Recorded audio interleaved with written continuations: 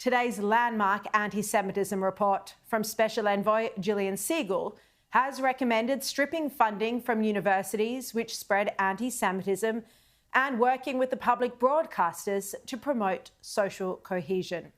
It has 9 of the 15 recommendations from our Sky News Anti-Semitism Summit, including screening immigrants for anti-Semitic views, stripping arts bodies and festivals of government grants if they condone hate, and embedding anti-Semitism in the school curriculum. The plan is not about special treatment for one community. It is about restoring equal treatment. And the plan's not about words. It is about actions by government, by regulators, by business, by universities and by institutions. Albanese today welcomed this report, said he'd engage with it, but he stopped short of endorsing it. In fact, he didn't explicitly support a single recommendation, and he brushed off questions about what he'd commit to. Albanese would only say that he'd consider them carefully. We'll now carefully consider the report recommendations. There's a number of things in here that we are doing. There's a number of things can be implemented quickly. There are a number of things that will require work over a period of time. And he never did say what the things are that he feels can be implemented quickly. He could have also said that he endorsed Gillian Segal's plan and would support its implementation, but he didn't say that. But his comments are at least an improvement from his position after our Anti-Semitism Summit, when he refused to consider any of the recommendations we put forward. Now he officially has to consider them. Home Affairs Minister Tony Burke was also specifically asked if these recommendations would be put in place within the year, and he was non-committal.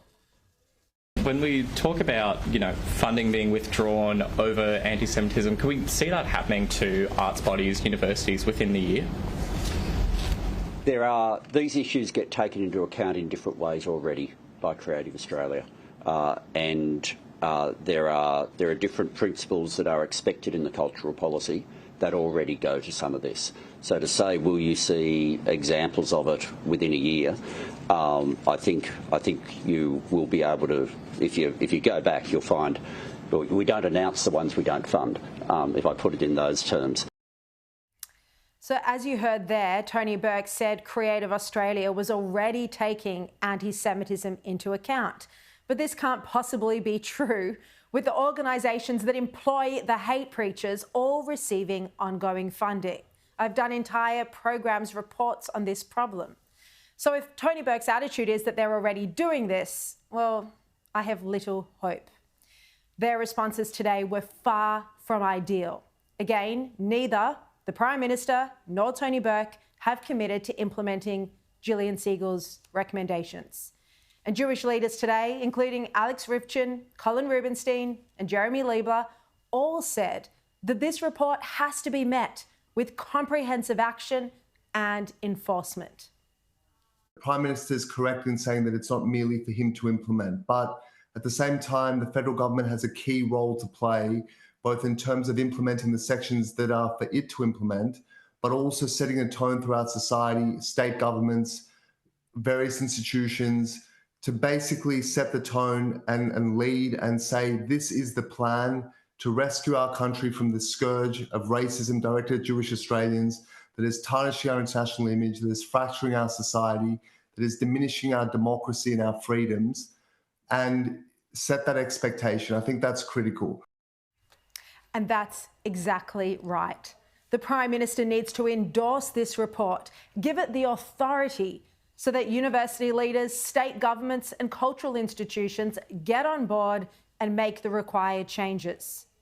The Israeli ambassador Amir Maimon also echoed this sentiment. He said, the real test now lies in swift and effective implementation. And by the way, opposition leader Susan Lee hasn't committed to this report either, giving the same line as Albanese or a similar line that she'll take the time to go through the report. I'll ask Julian Leeser about this when he's on the show a bit later. But I can tell you that Peter Dutton would have read it and immediately committed to it. The coalition under Dutton, including James Patterson, in the senior policy leadership role, wholeheartedly committed to our summit outcomes. But it's not all bad news. There were some positives from today's press conference. Albanese and Burke spoke more forcefully about anti-Semitism than they have in the past. This is something that government needs to work with civil society on at all levels, and each and every day and every week and every month and every year, to make sure that anti-Semitism is pushed to the margins, to the fringes of extremism where it doesn't belong. And he also spoke about the pro-Palestinian protesters who crashed the Melbourne restaurant on Friday night, and Albanese described it as criminal behaviour. I saw on the ABC the other night a woman who participated in the trashing and violence that occurred at the restaurant in Melbourne, justifying that. Justifying it. There is no justification for that whatsoever. And what's more, the idea that somehow the cause of justice for Palestinians is advanced by behaviour like that is not only delusional, it is destructive. And I was surprised to see Tony Burke also speak strongly about anti-Semitism. He spoke about how Jewish arts workers shouldn't have to worry about being cancelled by a venue, or about graffiti attacks and Jewish school uniforms. Here he was. We want people to be safe and to feel safe. Being safe and feeling safe is something which anti-Semitism flies in the face of.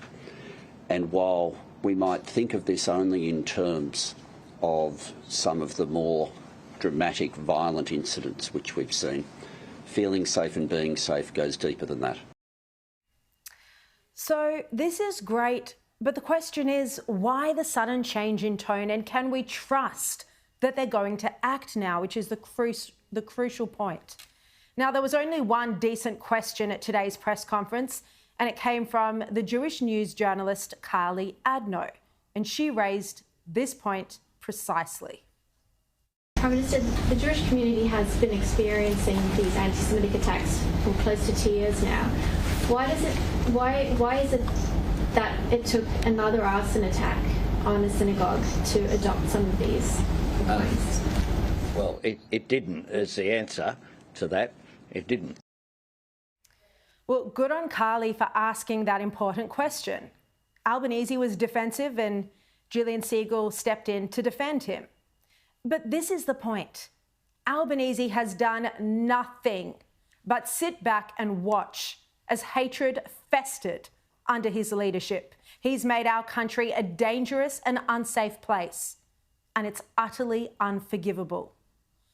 And of course, Albanese couldn't let the press conference go without taking some more digs at Israel. And regarding legitimate criticism of Israel, as you'd be aware, I have released statements with other leaders that have been critical of the actions of the Netanyahu government. I will continue to put forward a position that is consistent with the position that we have taken on the Middle East. But you can put forward those views respectfully. And his only criticism of the Palestinians was not that they voted for Hamas or that some took part in the October 7 attacks, just that the Palestinian Authority hasn't had elections. Criticism of Israel is legitimate, as is criticism of the Palestinian Authority and their failure to have democratic elections and some of the corruption that has occurred. He didn't even criticise the Palestinian Authority for funding terrorism. It has, as you probably know, a pay-for-slay policy. This means they give a salary to the families of martyrs, terrorists for life. This is an official government policy that supports, pays for terrorism against Israel. But back to the anti-Semitism plan, it is a strong report. And the bulk of our Sky News Anti-Semitism Summit outcomes are included within the plan. In fact, 9 of our 15 outcomes are included in today's report. And they are a permanent policing cooperation between state and federal governments to investigate threats and incidents and links to terrorism, embedding Holocaust and anti-Semitism education in the curriculum, a judicial inquiry into anti-Semitism on campus, although Gillian Siegel says she'll wait before the end of the year to see if this is needed, the investigation and disclosure of foreign funding to universities, which might drive extremist ideologies. Government grants to festivals and cultural institutions should have terms of conditions that the recipient doesn't promote, facilitate anti-Semitism, and that they also deal effectively with it. Remove the deductible gift recipient status from any charitable institution that promotes speakers or engages in anti-Semitism. Also screen visa applicants for anti-Semitic views or affiliations, and ensure that the Migration Act effectively facilitates visa refusals or cancellations for anti-Semitic conduct and rhetoric. Anti-Semitism training for those who are involved in processing the visa applications to make sure they can assess anti-Semitism. Encourage Australian cultural institutions like festivals to re-engage with Jewish creatives and members of the community. And those are the 9 that crossed over with our report.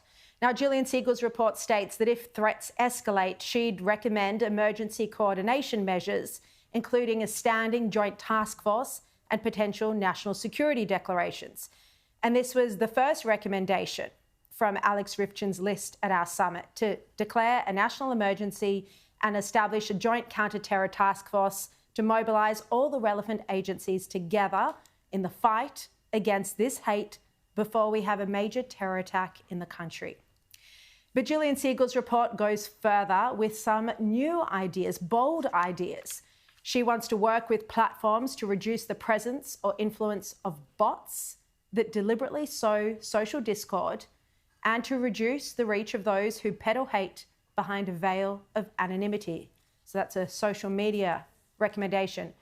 She also says she'll work with the publicly funded broadcasters, the ABC and SBS, to encourage them to develop programs that add to social cohesion. And the one that's generated all the headlines today, she suggested withholding government funding from universities, programs or individuals within universities that facilitate, enable or fail to act against anti-Semitism. And as you know, that was what United States President Donald Trump has done. He's stripped funding from the likes of Harvard University. Now, I fully support this idea. We didn't suggest such a move at our summit because it's unrealistic to think that Albanese would actually implement it. I mean, there's no world in which the Prime Minister, who hasn't lifted a finger to deal with the rampant anti-Semitism at campuses, which has been going on for nearly 2 years now, is suddenly going to strip them of their funding over Jew hatred. He'll never do it. He's no Donald Trump, unfortunately. My only criticism with the report, I think it's an excellent report. I commend Gillian Siegel for it. My only criticism with it is that Siegel has worded many of the recommendations so that the onus is on the envoy to implement them rather than the government or the institutions alone. It's an ambitious and strong document, as Gillian Siegel says. And it's not a symbolic document, it's an action plan. And it addresses anti-Semitism in many places, in our laws, classrooms, universities, media, workplaces, online spaces, and public institutions. And it calls on government and societal leaders to support the initiatives. So she deals with anti-Semitism in many different spaces, but she puts the onus on herself to solve the problem, to work with the social media companies, for example, instead of saying this is what's needed and then allowing the relevant minister to work with the social media companies. And in my view, it's objectively far too much work for one individual and her team, and it would be more successful if the objectives were not all the sole responsibility of the envoy or Jewish groups to implement. And yes, it is Siegel's report, But Albanese says she's his advisor on anti-Semitism. And this is the blueprint. This is the action plan the federal government is working from. So there should be more onus on specifically what it can do independently of her involvement. Because this is an urgent crisis. We need immediate action. We need it yesterday. And I'm worried the Prime Minister will use this report as cover. When the next violent attack happens, as we know it will, Albanese will simply say he's working with the envoy on the anti-Semitism action plan. And right now it's all smoke and mirrors. He's had the report for a full week before today's press conference, yet he still couldn't bring himself to commit to a single idea in it. How much longer must Jews wait to feel safe, Prime Minister? How many more attacks and abuse must Jews suffer? When, Prime Minister, will you finally do the right thing?